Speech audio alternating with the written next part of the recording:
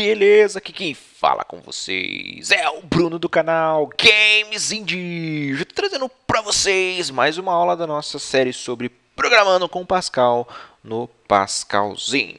Mas antes de começar realmente a aula, eu queria fazer um agradecimento a vocês que responderam os exercícios da última aula. Eu sei que muita gente não comentou realmente a resposta do exercício, que fizeram isso foram mais ou menos, se eu não me engano, foram 2 ou 3 pessoas. Se eu não me engano, minha mente está me falando aqui agora, mas acho que foram 2 pessoas só. Mas eu sei que muitos de vocês se esforçaram e fizeram realmente o exercício, então por isso eu já agradeço pela atenção, pela interação, tá bom? Eu vou fazer mais aulas de exercício como aquela, eu vi que muita gente gostou do estilo da aula. E eu queria também deixar aqui que eu vou deixar como resposta, né, tanto aqui nesse vídeo como no vídeo dos exercícios também, vai ter o link para vocês poderem baixar as minhas respostas dos exercícios, tá? O meu grande amigo Anakin Luke pediu isso, para ele poder dar uma comparada com os algoritmos dele, ficar vendo na tela às vezes realmente é complicado, principalmente quando o algoritmo é muito grande, no caso daquele último que eu fiz. Então eu vou deixar o ponto passo dos 3 exercícios, eu fui esperto e consegui salvar eles, então eu vou deixar para vocês poderem baixar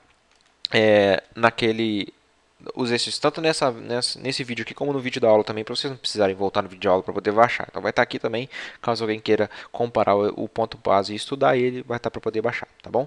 Então vamos começar aqui a nossa aula, que vai ser sobre vetores, e eu vou tentar também falar um pouquinho sobre matrizes.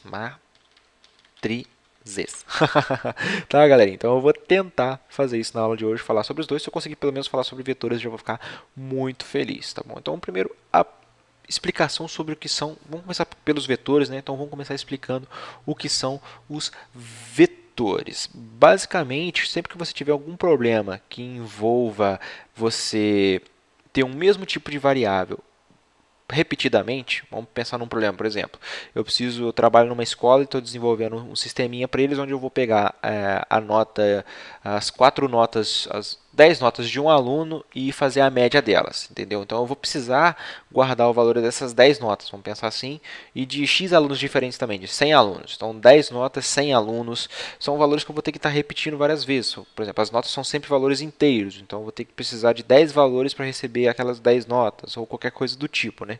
E você sabe que toda vez que a gente cria uma variável, a gente está falando para o computador para ele criar um espaço dentro da memória para guardar uma informação de um determinado tipo. Tá bom? Então, se eu preciso guardar 10 notas, eu vou precisar que o meu computador separe 10 espaços de memória para mim. Eu posso fazer isso declarando 10 variáveis ou então criando um vetor de 10 posições, que assim, da mesma maneira, eu vou estar criando uma estrutura de dados de um mesmo tipo sempre, tá? Tanto os vetores quanto matrizes sempre vão guardar informações do mesmo tipo, e ele já vai separar aquele determinado número de espaços que eu defini para ele. Então, na declaração de vetores em Pascal, você já vai estar falando isso. Você vai sempre declarar uma variável. Vamos criar aqui o nosso vetor inteiro. Tá? O primeiro vetor que eu vou criar vai ser um vetor de inteiros. E eu vou sempre falar para ele, quando eu for declarar um vetor, que eu vou estar declarando um array. Eu vou abrir e fechar colchete. E aqui eu vou dizer para ele qual que é o índice inicial e qual que é o índice final do meu vetor. Tá bom? Se eu declarar desse jeito, um array que vai variar de 0 até 10, e o tipo do meu vetor vai ser do tipo de integer. Ou seja, eu separei um conjunto que vai variar de 0 até 10. Se vocês forem fazer a conta, vocês vão ver que isso aqui vai dar 11. Tá? Então, meu vetor é de 11 posições. Pode até contar no dedo.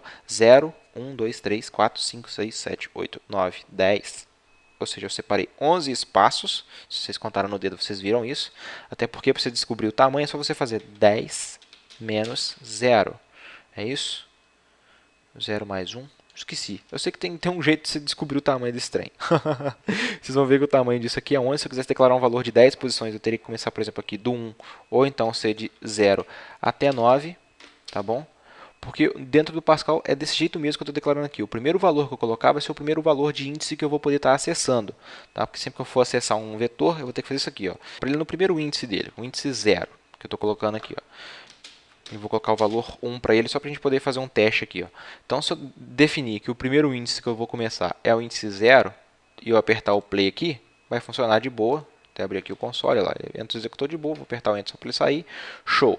Agora, se eu definir o primeiro índice como sendo o índice 1, esse índice 0 aqui não vai existir, eu vou apertar o play e vai aparecer o erro para mim, erro.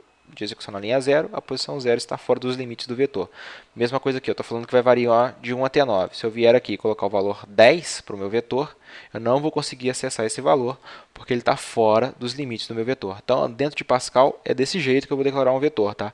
Eu vou definir o índice inicial e o índice final. Tá bom? Se eu quiser declarar um vetor de 10 posições começando do 1, por exemplo, vai ser desse jeito, ó, do 1 até 10. Se eu quiser começando do 0, vai ser de 0 até 9.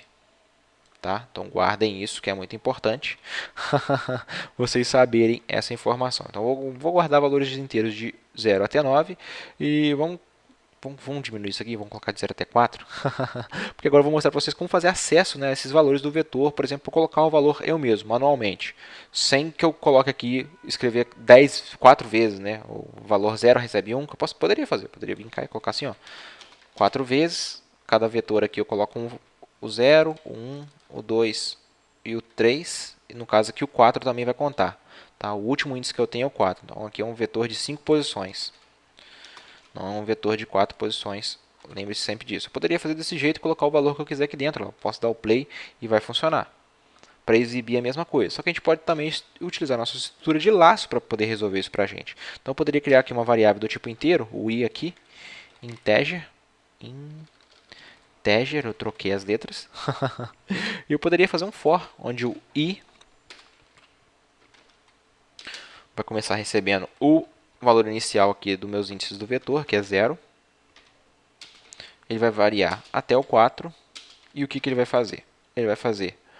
Aqui eu poderia ter... Eu vou colocar o begin end, porque depois a gente vai colocar mais linha nesse trem, né? Então vamos deixar desse jeito. End, ponto e vírgula. Tá bom? Eu vou falar aqui no índice i.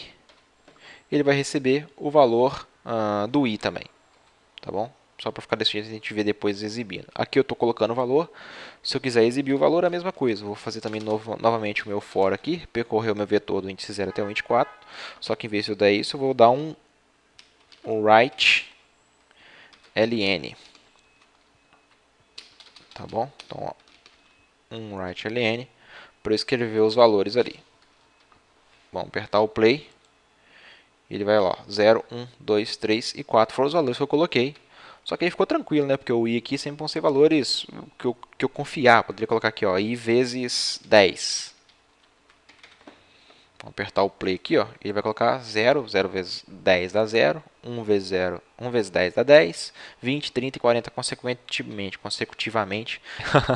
Mas deu certo, a nossa estruturinha está preenchendo o valor, mas vamos dizer que você queira fazer um programinha para colocar valores aleatórios dentro do seu vetor. Aí eu já vou mostrar para vocês também dois comandos que a gente vai precisar para poder fazer isso, que é o comando randomize, beleza? E o random, onde o randomize é para inicializar essa função e o random eu vou dizer de que valor, no caso aqui até o valor final, né, ele vai sempre sortear valores de 0 até um determinado valor, e eu vou colocar aqui o valor final, vamos colocar aqui até 100, tá bom? Então ele vai sortear valores que vão variar de 0 até 100 e colocar dentro do meu vetor, assim cada vez que eu rodar eu vou ter valores diferentes aqui dentro. Vamos apertar o play. Olha lá, ó, 10, 56, 45, 50 e 11. Se eu rodar de novo, ele vai dar outros valores para mim. Deixa eu só fazer um teste, porque eu lembro que precisava desse randomize. Eu não sei se agora ainda precisa disso. Vamos fazer um teste sem ele, se vai dar algum chabu. Aparentemente não deu. Mas eu lembro que para funcionar o random, eu precisava desse randomize. Tá bom? E o random sempre vai associar valores inteiros, que vão variar de 0 até o número que você colocou. Se eu colocar número negativo aqui, eu não sei se ele vai sortear. Deixa eu ver. Olha lá, números negativos ele transforma em inteiro, vamos pensar assim, em positivo, né? Então ele sempre vai sortear números positivos variando de 0 até o número que você colocou aqui dentro, tá bom? De 0 até 100, 100 é o valor máximo que ele vai sortear. Se eu colocasse 2 aqui, olha só, no caso 0 e 1, ele nem sorteia o 2, o valor 2 ele exclui. Se colocar 3, aí sim ele vai sortear algum 2 aqui por acaso, tá bom? Então, guardem isso, o random vai sempre sortear valores de 0 até o valor menos 1. Que você colocou aqui. Isso aqui é o limite de valores que eu posso digitar. 3 ele não vai colocar nenhum valor igual a 3. Então vamos voltar aqui ao 100 de novo. Então, para a gente ver mais uma vez essa estrutura funcionando. Show de bola, colocando valores aleatórios ali dentro. Tá bom? Isso aqui é nada mais do que um pequeno vetor. Eu posso desenvolver N funcionalidades com isso. Poderia colocar aqui para associar um nome a esses valores, por exemplo. Poderia criar um outro vetor aqui. Esse vai ser o vetor nomes tá bom? E aqui eu posso colocar o nome dos alunos, vai ser um valor de string, tá certo? Aí eu teria que colocar valores do tipo string aqui dentro. Aí eu teria que colocar um read para poder digitar o texto, tá? Não existe random de letras. Se eu colocar aqui um G, até a letra G, não existe random de jeito, tem que ser random do tipo inteiro. Tá? Então, vamos voltar aqui só para manter o padrão, né? Mas a gente viu aqui basicamente como é a estrutura de um vetor, né? Eu posso criar vetor do tipo que eu quiser. Se eu quisesse colocar do tipo real aqui eu poderia. Um vetor de booleanos também eu poderia. Um vetor de... Qual outro tipo de variável que a gente tem aqui?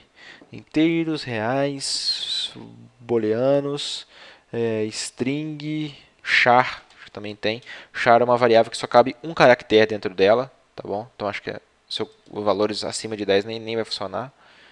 Dados incompatíveis, né? Não vai funcionar. Mas vamos voltar aqui ao integer, porque agora a gente vai estudar um pouquinho de como que funcionam então as matrizes, né? Eu escrevi matrizes certas aqui, escrevi certo. Porque matrizes nada mais são do que vetores com mais de uma dimensão. Vamos dizer que no meu problema eu tivesse a seguinte situação. Eu tenho 4 matérias, ou 5 matérias aqui no caso, né, que está variando de 0 até 4. Então eu tenho 5 matérias e eu tenho 10 alunos numa sala. E eu quero armazenar, eu quero depois descobrir qual que é a média, ou deixa eu ver, o que eu posso fazer, um problema que eu posso resolver com matrizes, né? A soma dessas 4 notas de cada um desses 10 alunos. Vamos fazer isso então. Então, eu tenho aqui eu poderia fazer desse jeito, ó, eu poderia colocar aqui um vetor de 10 posições e criar 10 variáveis do tipo dele e ir guardando para cada aluno essas informações, né? No caso, aqui eu poderia fazer um vetor inteiro de 10 e criar 4 variáveis desse tipo para cada uma ser um aluno. Mas eu posso fazer outra coisa também.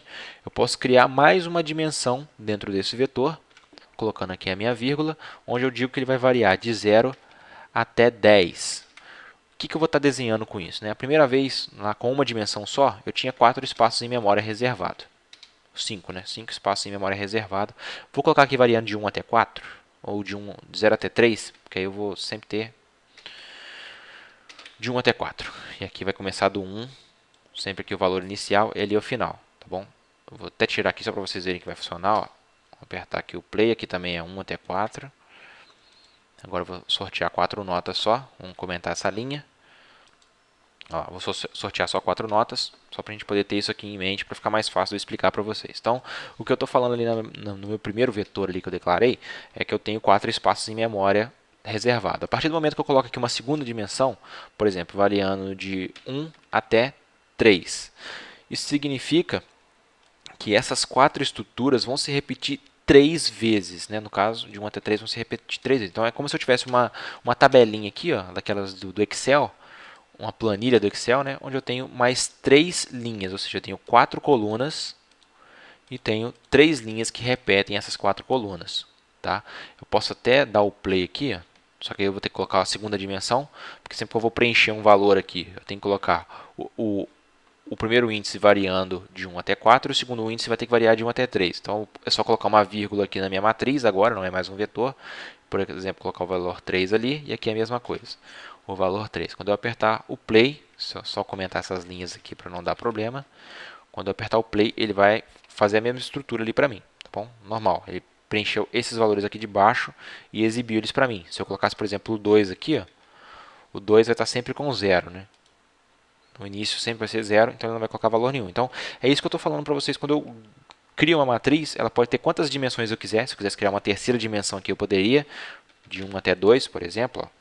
Só que aí tem um problema que eu não saberia como representar. É como se essa mesma estrutura aqui, ó, essa aqui é a minha com 2 dimensões. A minha terceira dimensão seria ter mais uma estrutura dessa aqui, com também 4 linhas. Não, 4 colunas e 3 linhas repetidas 2 vezes, como se tivesse uma do lado da outra, entendeu? Isso aqui é um problema de 3 dimensões. Um problema de 4 dimensões. Vamos colocar aqui de 1 até 2 também. É ter essa mesma estrutura aqui, ó, repetida 2 vezes. Só que teria que ficar bem aqui na frente mesmo dela. Eu não saberia como colocar aqui. Aqui, aqui, aqui, aqui, aqui. Então, a cada dimensão que eu vou acrescentando à minha matriz, o que eu estou fazendo nada mais é do que copiando aquela que tinha anteriormente x vezes. Tá bom? Só que aí fica complicado de demonstrar isso aqui graficamente, porque nem seria só isso, cara. Coloquei mais duas dimensões aqui, ele repetiu isso aqui mais duas vezes, mas graficamente fica meio complicado a gente visualizar isso. Acho que teria até mais, porque era 4 vezes 3 vezes 2 vezes 2. Tá certo. 4 vezes 3, 3 linhas, vezes 2 e vezes 2 de novo. Se eu colocasse 3 aqui, aí eu teria que ter isso aqui 3 vezes repetido. Tá? E sempre que eu quisesse acessar qualquer um dos valores, eu só colocando aqui mais 1. Como agora eu tenho 4 dimensões, né? Ou 3 dimensões. Tem 3 dimensões, 4 dimensões. Então, vou colocar 1 e 1 ali de novo e eu consigo acessar aquele valor normalmente. Tá bom? Se eu colocar aqui o valor 3, repetir os mesmos valores, ó, eu vou estar preenchendo, no caso aqui, ó, todas as linhas da minha 3 do índice 1 e 1. Vai ser aqui, ó. Essa aqui são os valores que eu coloquei. No resto tudo vai estar valendo zero. Então a cada dimensão nova que eu colocando é só colocar um novo valor aqui dentro. Então eu vou trabalhar só com duas dimensões para ficar mais tranquilo a gente visualizar as coisas. Porque para acessar cada uma dessas dimensões eu vou ter que ter um novo for aqui dentro para colocar valores aleatórios. Tá? Então eu vou criar um novo contador aqui dentro. Vai ser um J. E eu vou apagar isso tudo aqui. Só vou deixar este de cima para a gente poder lembrar o que é que a gente está fazendo. Né? Então apaga aqui e apaga aqui também, tá bom? Vou apagar essas dimensões, deixar só 4 por 3, 4 por 3, e eu vou ter um segundo for aqui dentro, onde quem vai ser o contador agora vai ser o J. Todo begin que eu abro, eu tenho que fechar com um end, ponto e vírgula, tá bom? Então, tenho dois for aqui agora. Show de bola. Esse segundo for eu vou trabalhar com o índice J, que vai variar do primeiro índice até o último, é o 3. Até o 3. E aqui eu vou colocar o valor dele, I e J. Vou copiar isso e vamos exibir esses valores igual na estrutura que está ali. Vai ficar legal. Quer ver? Vamos vir cá. É o right lane que eu vou ter que colocar mesmo. Eu vou apagar isso aqui. Colocar isso aqui. Apagar esse último end ponto e vírgula aqui que eu não preciso dele. Dar um Ctrl X aqui, que ao invés de eu colocar um valor, eu vou exibir esse valor índice I e J. Aí, a cada nova linha, no caso, acho que eu até pensei o contrário.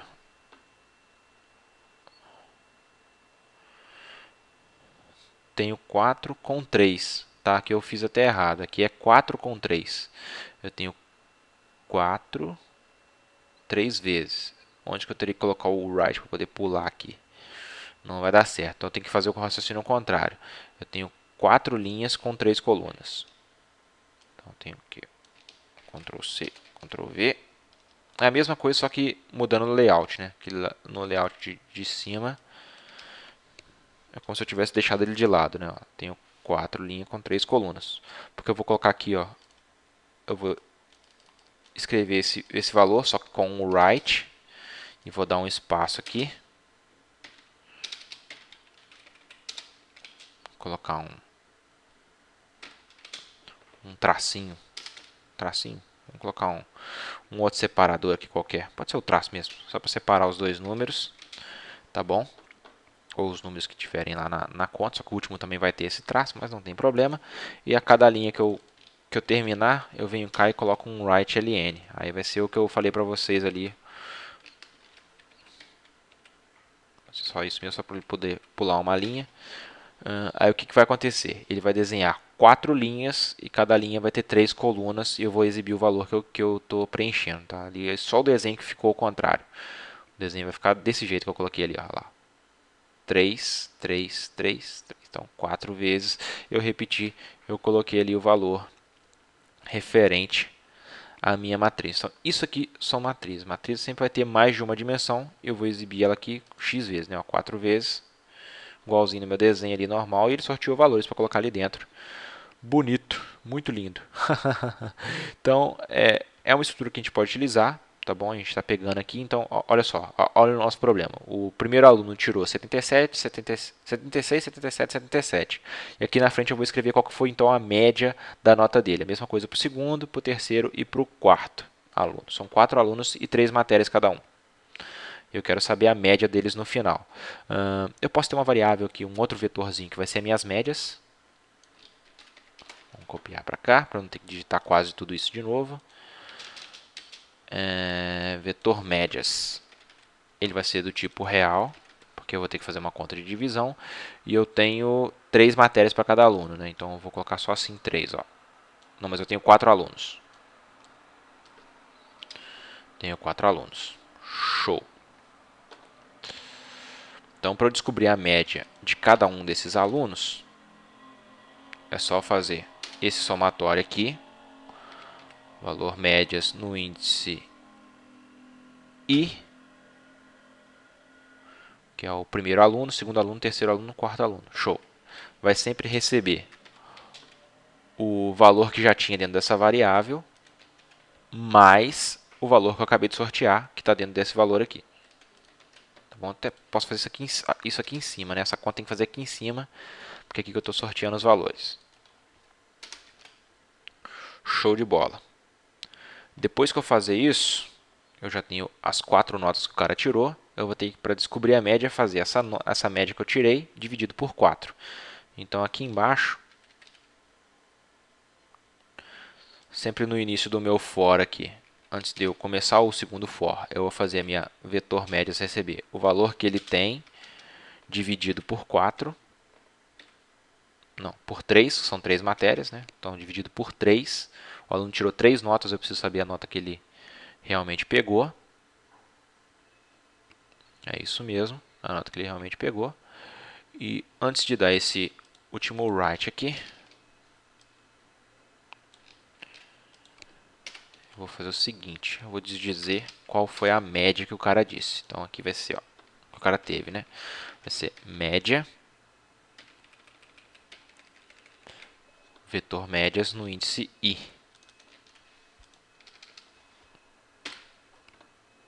Aí eu posso tirar isso aqui. Depois eu pulo a linha. Vamos ver se isso vai dar certo. Vamos apertar o play. Aí, vamos só dar um espaço aqui, né? Isso aqui eu vou querer que apareça com 2 casas decimais. Então é 0, 2. 2 casas decimais só.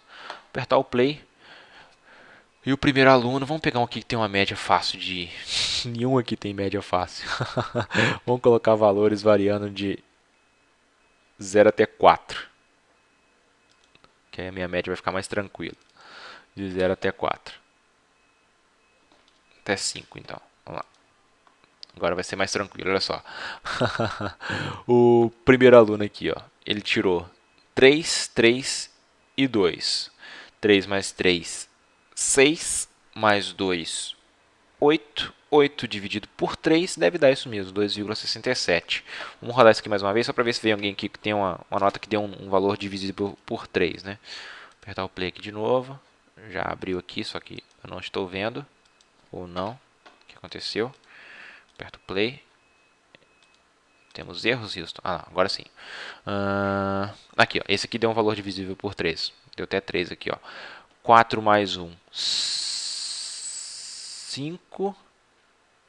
5 mais 4, 9. 9 dividido por 3 dá 3. Então a média do cara realmente foi 3 lá. Show de bola. O 2, aqui o cara tirou 0, 2 e 2. 0, 2 e 0. 0,3. Tá certinho lá. Olha esses dois aqui, ó, a nota foi trocada. 1, 2 e 4. E aqui 2, 1 e 4. E a média deu igual. Então deu certo ali o nosso raciocínio para poder calcular a média. Só mesmo deu problema, né? Eu tenho 4 alunos. Cada aluno tem 3 notas. E eu quero saber a média dessas 3 notas. Esse cara aqui deu 9, a média dele foi 3. Então, beleza. Deu para a gente estudar aqui mais ou menos como que funciona a estrutura tanto de um vetor, que é esse caso aqui de baixo, quanto de uma matriz. Uma matriz sempre vai ter mais de uma dimensão. É a mesma coisa do vetor, só que com mais de uma dimensão. Para fazer acesso dentro de um vetor, é só um for.